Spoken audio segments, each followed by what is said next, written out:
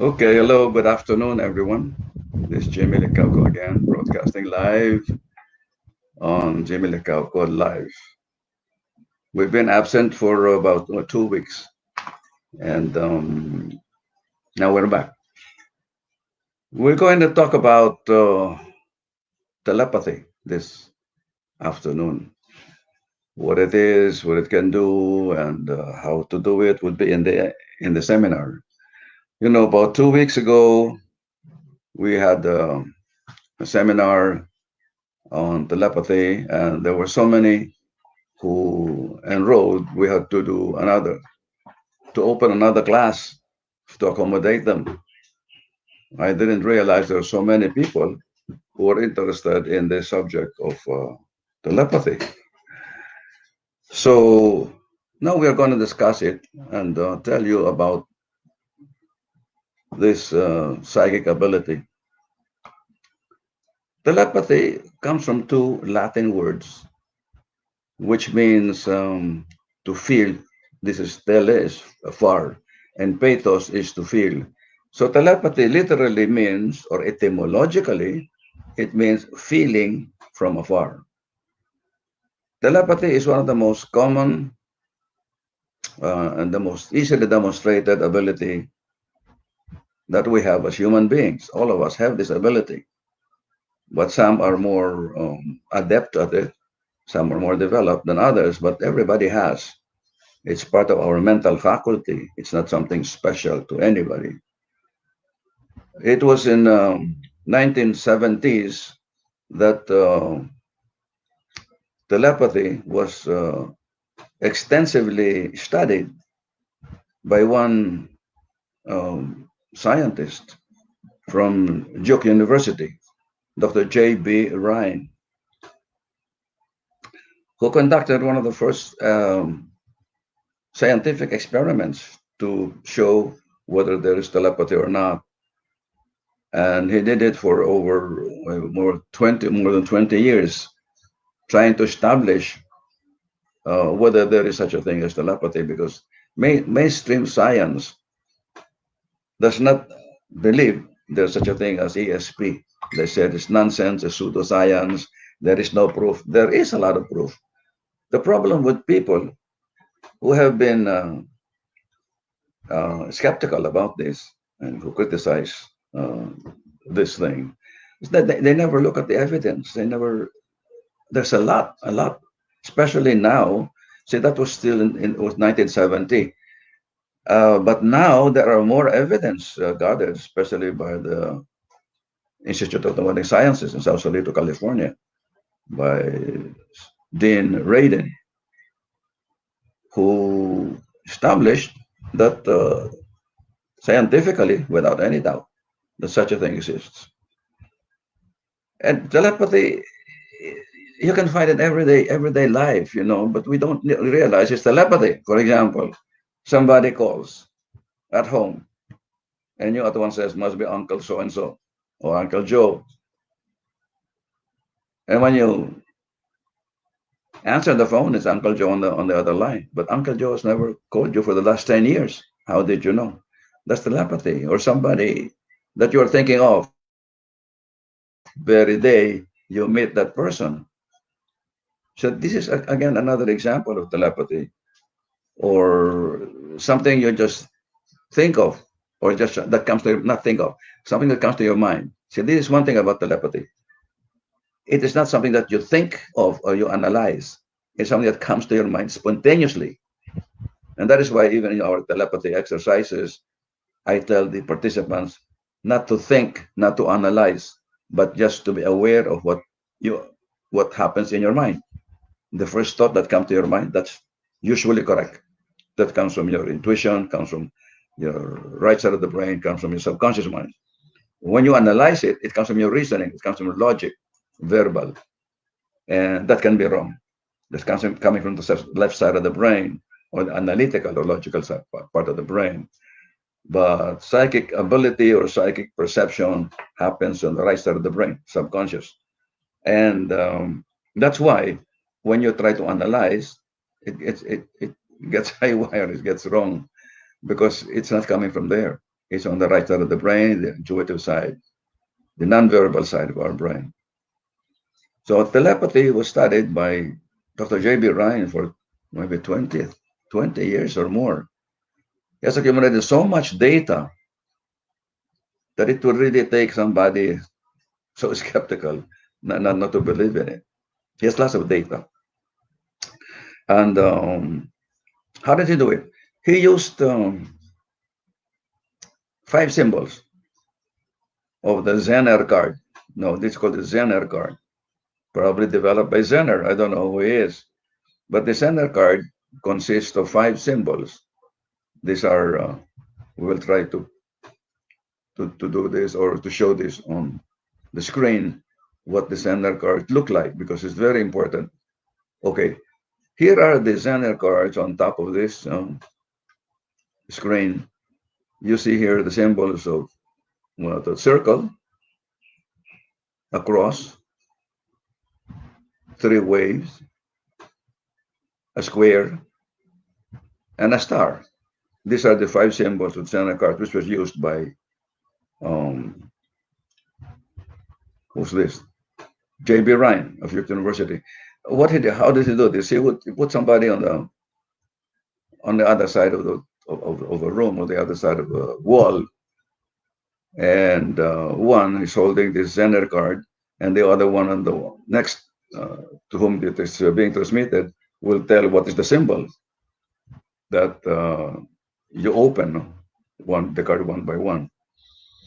And out of thousands upon thousands of cases, thousands and thousands of experiments that he conducted, he found out that there are some people who are able to guess, quote unquote, were able to guess the correct symbol, more than chance percentage. See, chance is about 40%, something. But there is a statistical way of knowing whether it is by chance or something significant. And J.B. Ryan, after so much study, after so much repetition, he was able to establish there are some people who can really guess correctly what the heart on the other room is seeing or looking at, thereby able to telepathically receive this message. But he found out something also very interesting. As he continued to test an individual for telepathy, he noticed as they go repeating it, he found out that there is a time when the person who's being tested fails to guess right, maybe because fatigue or boredom sets in and is not able to get the correct answer, statistically. So he developed other methods later on, to how to eliminate this boredom from this kind of very boring, actually, very boring exercise. But it established something really remarkable, that telepathy really exists. Okay. Now, how is telepathy transmitted, or can it be? Do you have to be near the person for you to be able to receive the message? Apparently, that's not true. Telepathy can be transmitted at long distances. There was an experiment conducted before, I think this must be in the 1980s or even earlier, between Harold Sherman and a friend from England. And they were communicating telepathically across the Atlantic. And they would verify whether the other party is able to receive the message. He was able to confirm that he's able to receive the message. So telepathy is something that is very easy to prove. And during our seminar, which we'll be having another seminar, we will announce later on when this will be. We'll be having another seminar because there's a lot of demand for it. Even abroad, we always get participants from different countries in this telepathy seminar, which is just 1.5 hours. And you will learn exactly how to do it, how to transmit a message and how to receive a message telepathically. There is a procedure that we are going to teach you how to do this. And if you exercise this regularly, you will be better at it. Sometimes it may be wrong. It's okay. And as long as you know the process, then later on, as you practice, you will notice that you're getting better and better at this. So there are many uses of telepathy, and it's not just for fun. Uh, it has many practical value. For example, if you're lost or if you need some help and you just telepathically transmit a message to somebody you know, you will usually have a response. And there is this example that I give in the class, in the seminar, about a young couple who just got married and then transferred to a new house or a new apartment far from their place. They don't know anybody. There was no telephone. This was before, or maybe in the early 80s or even earlier than that. And this one time, the husband went out to play billiards with his friend and leaving the wife alone in the house. But after some time, the wife experienced some pain in the stomach, and she doesn't know why it was coming from, but it was very intense pain. She didn't know anybody in that neighborhood. She didn't have a telephone. There was no cell phone at the time. There's no internet. There's no laptop or nothing like that at the time. So she didn't know what to do. All of a sudden, she just thought of communicating to her husband telepathically. Of course, she didn't know it was telepathy, but she started just talking to the husband and saying, "Papa, feel my pain. I'm so much pain. Please come back right away." And she kept repeating this admonition or plea to her husband, and imagining him riding a bus coming back to her to the apartment. And she kept repeating, and I don't know how many times.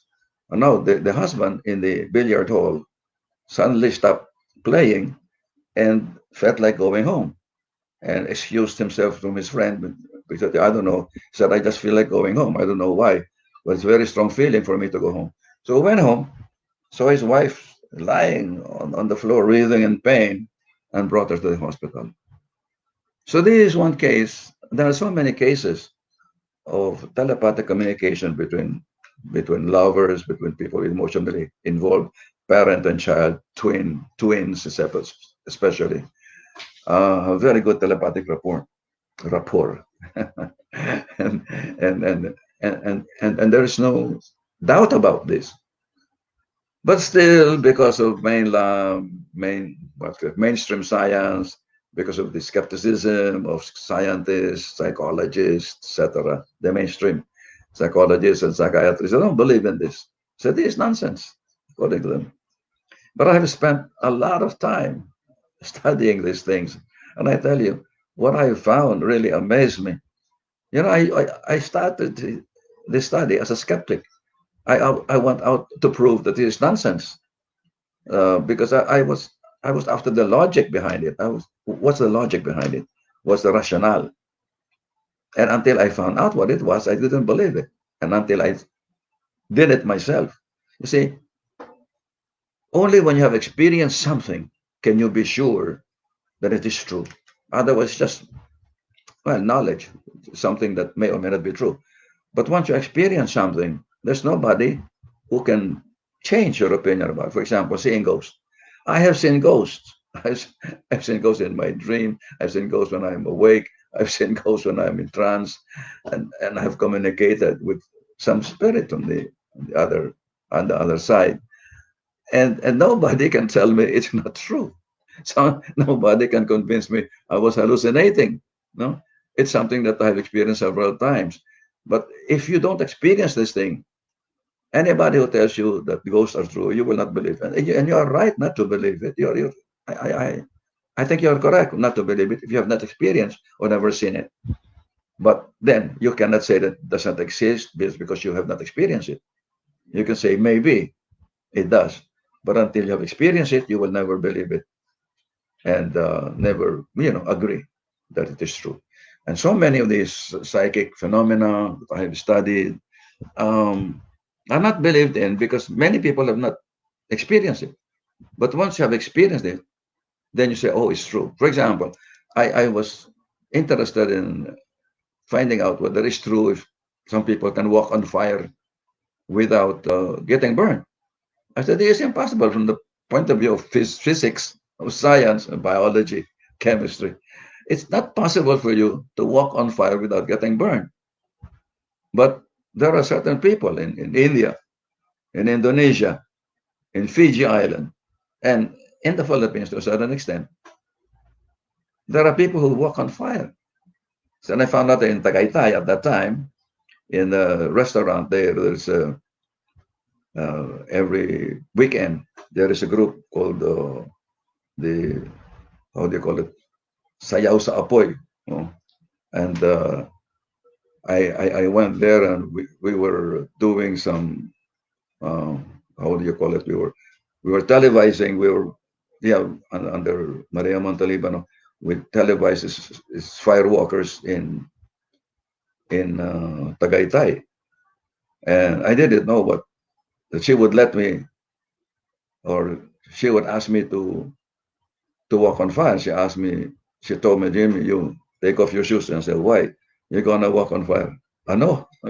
Yes, because you're the host of the program, and you have to be able to demonstrate this. And yeah, I was taken aback. I didn't know I was supposed to do that. But then anyway, I saw the others walking on fire, the members of the group, and there was ceremony first. There was prayer and all that, and meditation before we were allowed to walk on fire. The fire is just it's a small circle. In one or two steps, you're out of the fire, but it's enough for you to get burned because there's really fire going on. There's charcoal, live charcoal, and you can see the flame and you can feel the heat. So when I was hesitant to walk on fire until one doctor, forgot his name, but one of the doctors who was a member of that group of fire walkers said, don't worry, Jimmy, I'll hold your hand. So I said, okay, as long as this guy is holding my hand, I think I'll be all right. So he led me to the fire. He was also barefooted as I was. And we were both walking on the fire. And when we were in the middle of that fire, that circle of the fire, he let go of me and he left me there, standing on the fire, and said, keep walking, keep walking. And so I started walking. I didn't get hurt. And it was not too hot. It was warm, but it was hot. And then Maria Montalibano says, Jimmy, you have to do it again because you're not facing the camera. So you have to come back, face the camera. I said, oh boy, because what happened there was my right foot did not hurt, but the left foot had certain pain, but not too much pain, but there was some pain. I could understand it. So when she asked me, walk again, I was hesitant, but then she insisted, you have to walk again. And so I did. The same thing happened. I didn't feel anything on my right foot. And after that, I examined my feet, and there was no sign of burning. Now, this is not possible. And unless you have experienced this, you will say this is nonsense.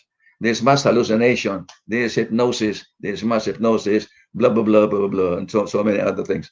The skeptics, I've read some skeptics say, it's not true that it's very hot because of the dust, that it's no longer as hot. And if you walk fast, then you won't get burned. But I was not walking fast. I was stationary for a while because I didn't know what to do until they said, keep on walking, keep on walking. That's the time I started moving. But there was a time, for a few seconds, I was standing still on the fire and I was not burned. Now, this thing you cannot believe until it happens to you. Now, I'm telling you, it happens and was witnessed by a lot of people, including parapsychologists in Germany, Dr. Alfred Stelter, who is a nuclear chemist and professor of nuclear chemistry at the Dortmund Technical University in Dortmund, Germany. He was there with us, and he also walked on fire because he was curious, and he was able to do it without pain. So there is a lot of testimony about it now. I'll tell you what happened. We also got 4 or 5 of us walked on fire without pain. and only Maria, the director, did not walk on fire. So we said, hey, this is unfair. We all walked on fire, but you have not walked on fire. And so we forced her actually to remove her slippers or whatever she was using at that time. We removed and practically pushed her on the fire. And she was forced to walk on fire, and she got burned. She was so angry, she started, started saying things that cannot be printed, against us. She got burned. So how do you explain this? She was not prepared. It's a mental process. And now I can tell you how it feels like when doing this type of thing, walking on fire. You have to be at a theta level of the brainwave. It's a brainwave concern, being able to withstand, or to not to be burned. It's something to do with the brainwaves, as all psychic powers have something to do with the brainwaves. Okay, so these are some of the things I've experienced. There's so many other things.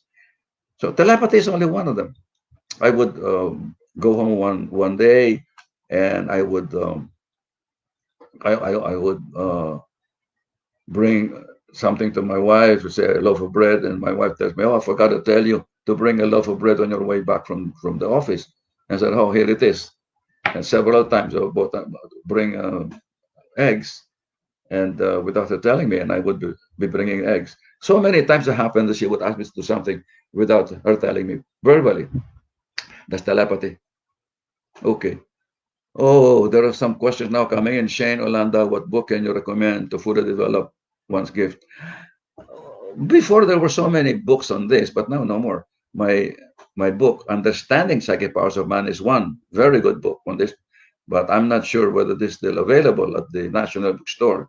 Understanding Psychic Powers of Man. But I have a new book, which is available only in this through ebook, digital. It's an ebook titled How to Develop ESP. Step-by-step guide to opening your third eye. This is available at Kindle ebooks in the US for $8. You can order this, and it's there immediately in your laptop or even cell phone. And it's a book that tells you how to do this step by step. How to do remote viewing, how to do telepathy, how to do psychometry, and telekinesis even. It's there in the book. So it's one book you can buy. It's the only book that I know of written by a Filipino on this subject. How to develop ESP, a step-by-step guide to opening your third eye. It's available at Kindle ebooks for $8. So there you are.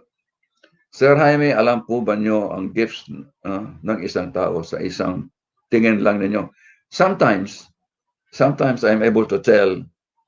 Many times I cannot. I don't try to read people, you see. But sometimes it's very obvious, from their action, from what they're saying. It's very obvious what they have. Sometimes it's difficult to read the person. So it's not all the time that I can do this. That's from Romera Hornacion. Okay, what else? I did not read the previous one, because I wanted to complete what I was saying. Maybe we can go back to it after this. Go back to the questions. Shane and Randa, what book can you recommend? We already answered this. Is it the same person who asked? Yeah, we answered this already. How to Develop ESP is an ebook available at Kindle ebooks for $8. It's not available here. It's only in the States and only digital. My books are no longer being reprinted by Anvil or by National Bookstore. They're going digital also. But my books are still available at Amazon.com, and some are available from our office, from us, especially one that I have a lot of copies because I publish it myself, is The Psychic World I Knew, which is a collection of articles in the psychic field. This is still available. The others is more difficult to find, but you might still find it in some of the smaller national bookstores, especially in the province. Okay, can telepathy influence or coerce another person to obey your command? This is a very controversial question. This was asked in the 19th century in France. There was this question. But influence, yes. Coerce, there was a case an actual case in France that went to court in Paris. I can't remember the details of this, but or the persons involved. But the case was this: there was somebody who hypnotized a woman to kill a sheriff or somebody. Yeah, I think a sheriff killed. This is a very hypnotizable person, and she did. She killed that. She killed the sheriff or this person that she was told to kill through hypnosis. So there was a trial. In the trial, the woman said, "I am not guilty because it was this guy who told me to kill. I didn't want to do that, but I was under hypnosis. I couldn't help it."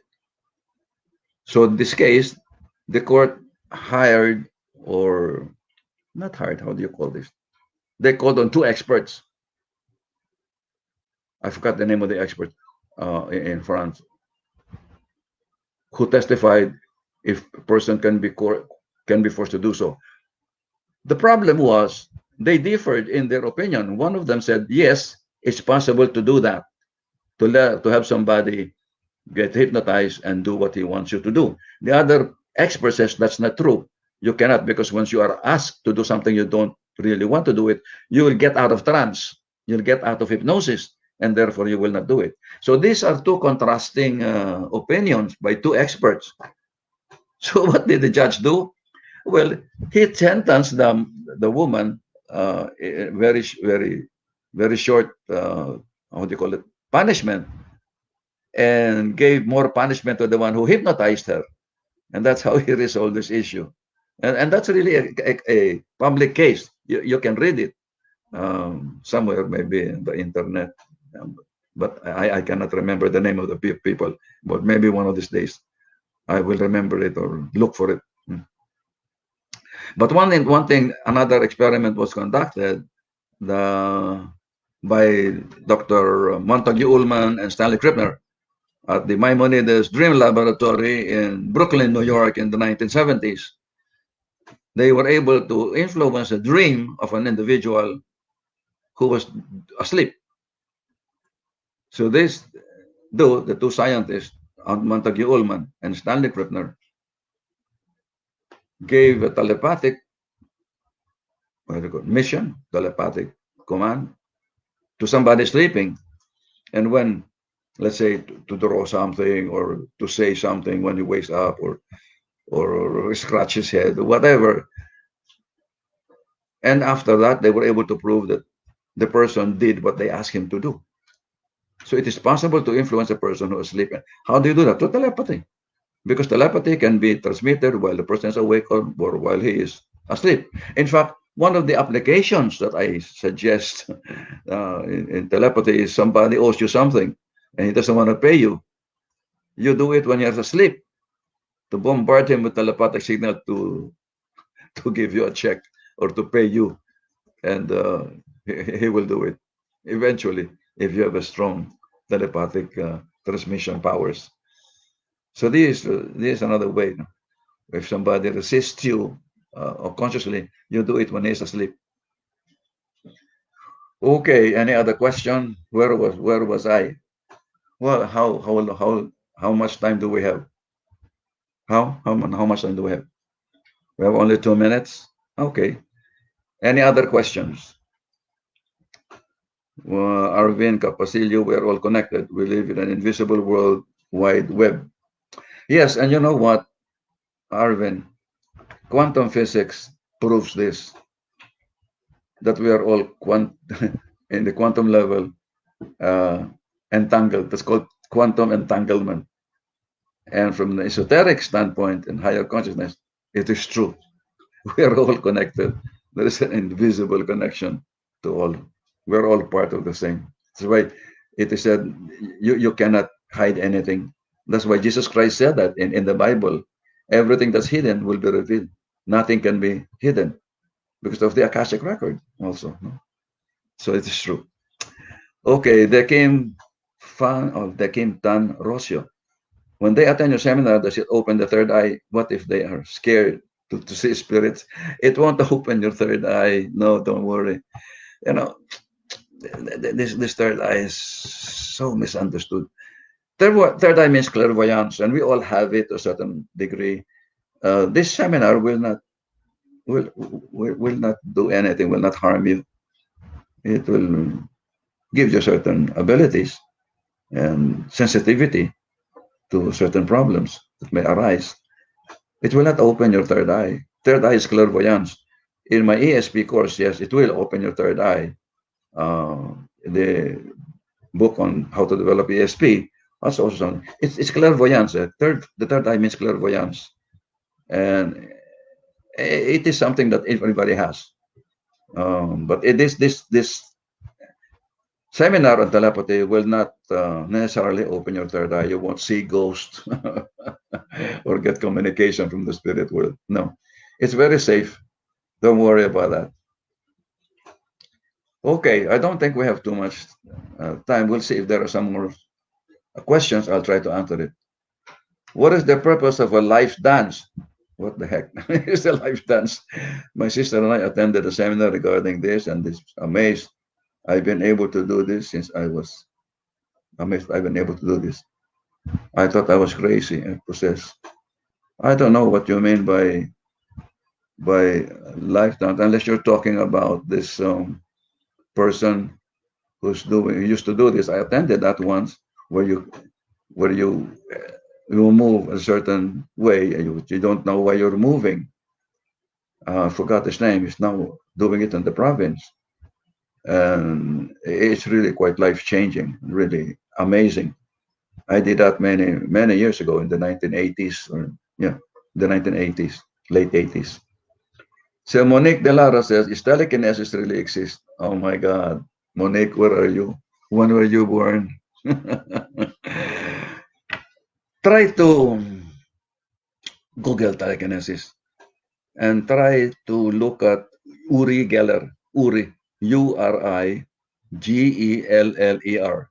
Uri Geller is Israeli psychic, one of the world famous. He is so rich, he has two jet planes and owns a mansion in both in England, in London, and in Germany. And I think he now also has a big house in Tel Aviv. He's from Israel. Used to be entertainer, magician, all that, and he does telekinesis. Uri Geller, I was fortunate to meet him in Dusseldorf in Germany in 1994. He can bend a spoon anytime. He has bent thousands, hundreds of thousands of spoons by just caressing or touching it, and sometimes just telling the spoon to bend, and it bends. Telekinesis really exists, and scientifically, the power to influence a material object through telekinesis has been examined or studied scientifically by two scientists. What's his name now? Robert Young and Brenda Dunn of Princeton University's Anomalous Phenomena Department at Princeton University. And they were able to prove scientifically that there are some people who can influence the fall of a dice, no, on the roulette machine. Not, yeah, on a roulette machine. They wrote a book about this experiment. It's so boring because it's so statistical, because they were establishing the truth of this. So it was very statistical, very, very scientific, very boring for people like us. But to scientists, oh, they will love it, because here is a proof that it exists without any doubt. You can look at it at Princeton University, Anomalous Phenomena Department. Dr. Robert Young and Brenda Dunn, Dunne. They're still alive up to now. Okay. Russell Mariveles Montiel Mendoza Montojo. How ba ang pangalan mo, Russell? Can we use mind power to fight COVID?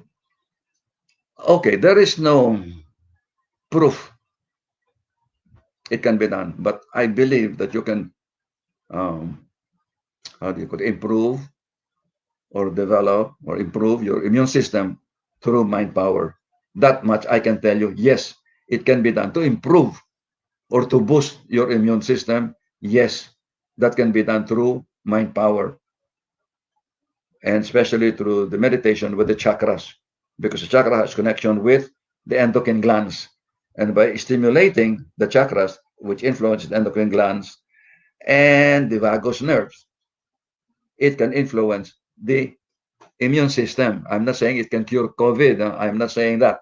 I do not know whether it will cure COVID. It will boost your immune system. Yes, that is possible.